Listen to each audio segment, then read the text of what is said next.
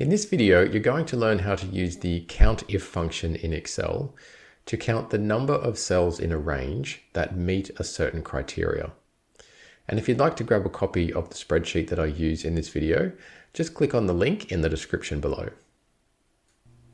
Okay, over here in Excel, and what we've got is a list of products that have been selling and the quantities that they've sold on particular dates. So we've got the dates there from the 1st of May to the 7th of May. We've got some products there and we've got their quantities over here.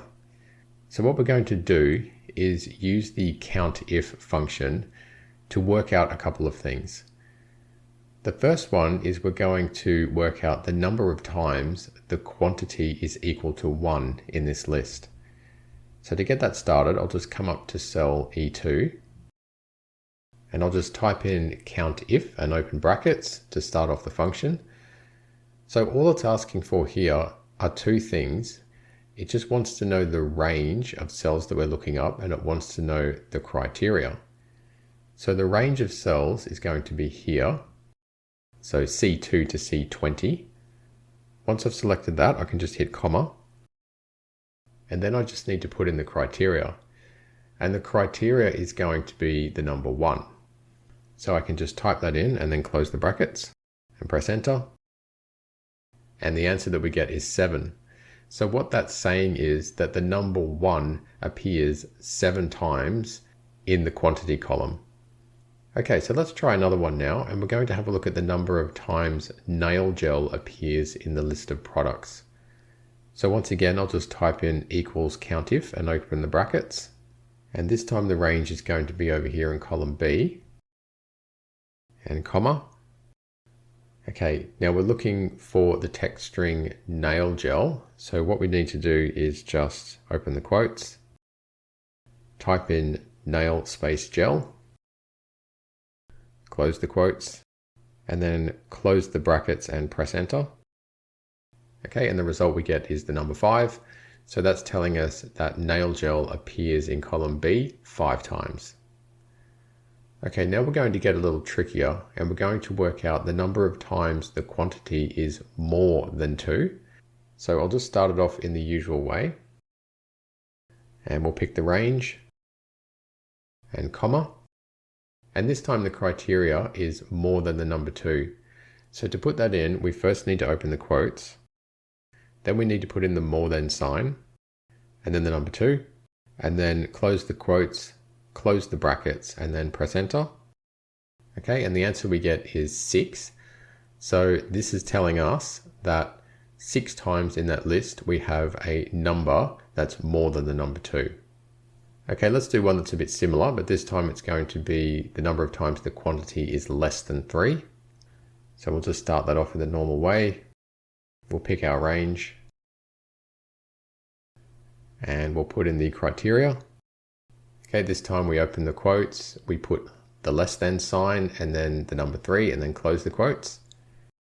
And when we close the brackets and press enter, we get a count of 13. So 13 times in the quantity list, we see the numbers 0, 1, or 2. Okay, now that you know basically how this function works, we're going to do something a little different.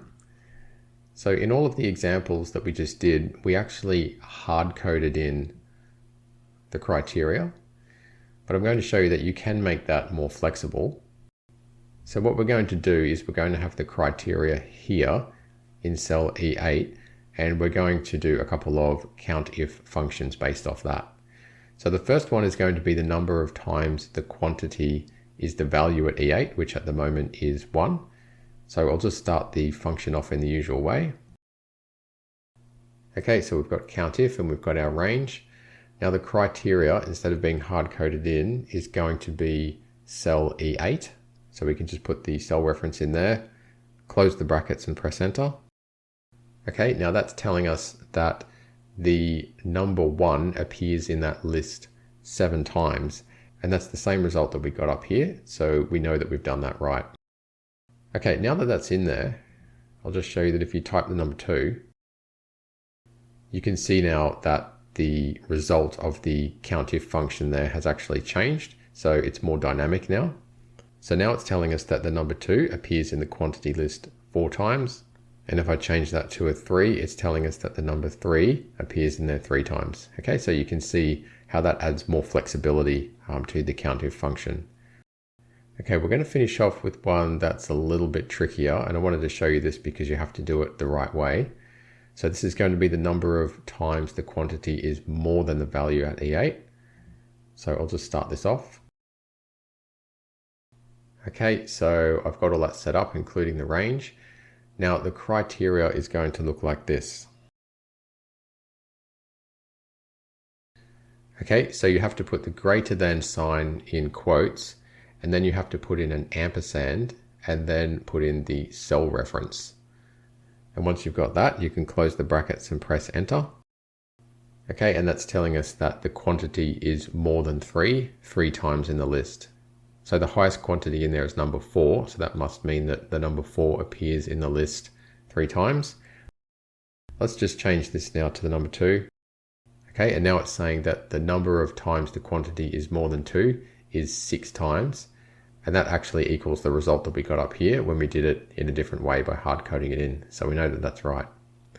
Okay, so now you know how to use the COUNTIF function by hard coding in your criteria, or by having a more dynamic criteria in a cell reference.